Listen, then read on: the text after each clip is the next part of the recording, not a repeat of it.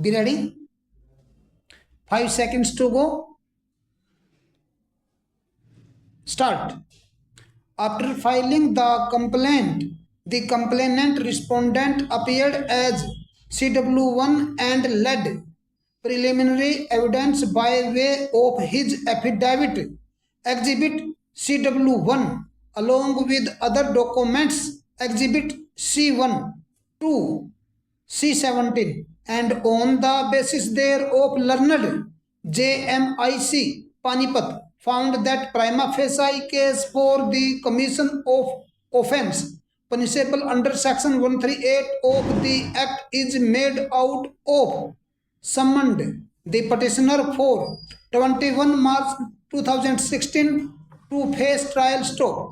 It is contended by learned counsel for the petitioners that Nikhil Gupta, director, was not authorized person to file the complaint on behalf of the respondent, and the check in question was only for security purpose stop. Lastly, it is argued that no legal notice was been issued to petitioner number 1 firm, and therefore the same is in violation of section 141 of the act. Stop.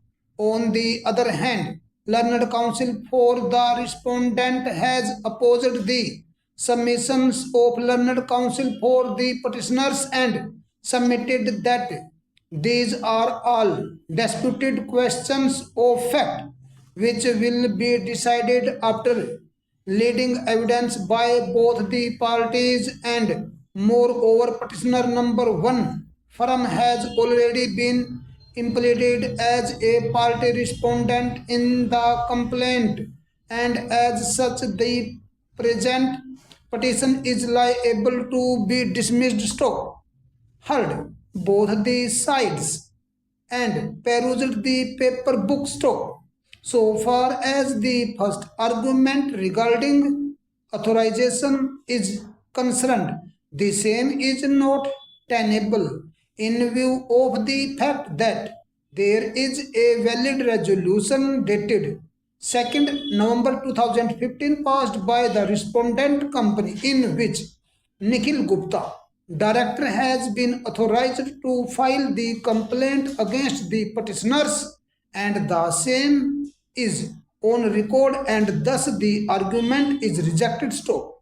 The next argument that the check in question was issued as a security check is also not tenable at this stage, as the same will be adjudicated after producing the evidence by both the parties during trial, and thus it is too early to record any such finding at this stage.